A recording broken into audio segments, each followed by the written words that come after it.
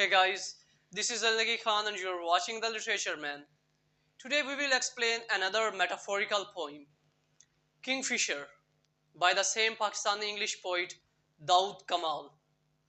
He was born in Abbottabad, a city in KPK, Khyber Pakhtunkhwa. Partition سے پہلے سری نگر کشمیر کے Cambridge school اور partition کے بعد آفٹر 1947 ایبٹ آباد کے ایک برن ہال اسکول میں ایجوکیشن کمپلیٹ کی. اس کے بعد department of English in Peshawar university میں اپنی ڈگری کمپلیٹ کی. گریجویشن کمپلیٹ کرنے کے بعد کیمبرج یونیورسٹی چلے گئے. When he return back from Cambridge university اس کے بعد 29 سال تک پشاور یونیورسٹی میں, اسی یونیورسٹی میں جہاں کبھی خود پڑھے تھے, اسی یونیورسٹی میں 29 سال تک پڑھاتے رہے. He won 3 gold medals and many prizes for his writings. Kingfisher is a metaphorical and symbolic poem that is full of imageries. Love, cruelty and ruthlessness of nature, futility of nature, illusion versus reality. These are a few important themes of the poem Kingfisher.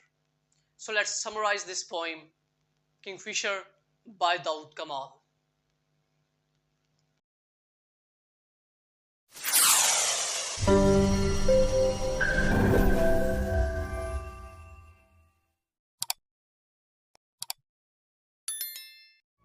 Kingfisher. Basically, Kingfisher is a bird. ایک پرندہ ہے جو famous ہے پانی میں اپنے غوطہ لگانے کے انداز کی وجہ سے. یہ پانی میں غوطہ لگاتا ہے اور پانی کو چیرتا ہوا اپنے شکار کو پکڑ لیتا ہے. یہ ایک سمبل ہے کریج اور فریڈم کا. جبکہ پوئم سٹارٹ ہوتی ہے ایک منتھ کے نیم اپریل سے. اپریل جو کہ سمبل ہے نئے آغاز کا, ریبرتھ کا, نئے سرے سے کھڑے ہونے کا اور لو کا یعنی محبت کا. اس سے یہ آئیڈیا تو ہو جاتا ہے کہ پوری پوئم میٹافوریکل ہے, جس میں ہر ظاہری بات کا کوئی نہ کوئی ڈیپ میننگ, کوئی راز, کوئی چھپی ہوئی بات ضرور ہے. April is the kingfisher's beak, یعنی اس نے اپریل کو پرسونیفائڈ کر دیا کنگ فشر کی بیک سے. April is the kingfisher's beak. April kingfisher کی چونچ ہے. وچ پائرسز جو چھیدتی ہے یا چیرتی ہے کس کو, دا ریورز گلیڈ ٹورمنٹ دریا کے خوشگوار عذاب کو.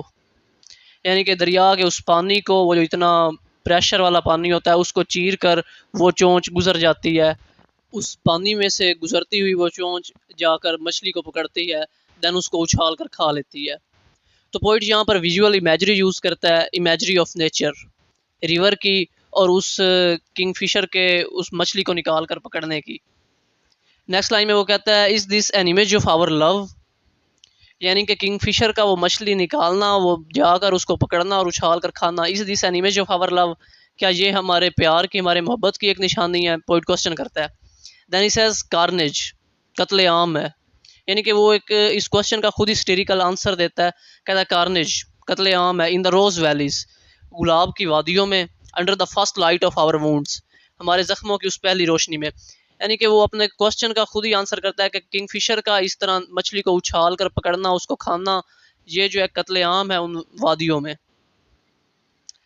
دین ان the next stanza poet says clouds بادل detach themselves from disconsolate trees, detach الگ کر لیتے ہیں themselves from consolate trees کنارہ کش درختوں سے, یعنی کہ جو سائڈ پر درخت ہیں بادل خود کو ان سے الگ کر لیتے ہیں.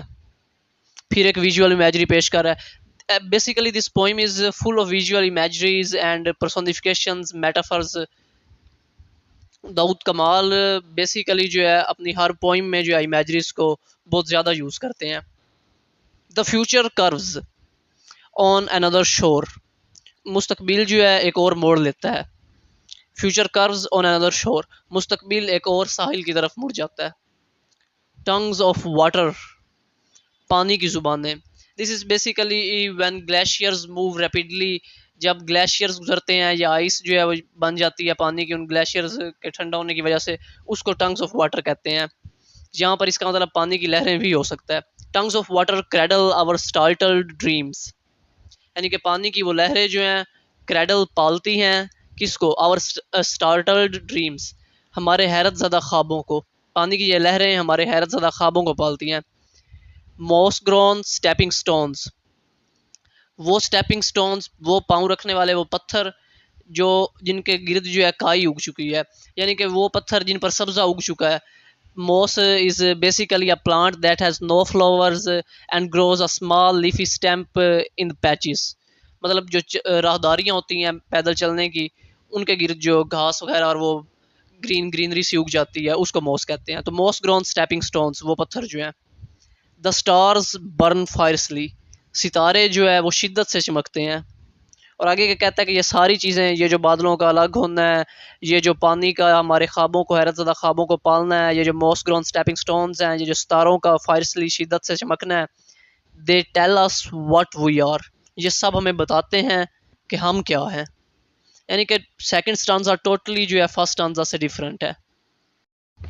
So guys, this was mere simple translation and short summary of the poem Kingfisher by Daud Kamal. Take care, bye bye, see you in the next video. Allah Hafiz.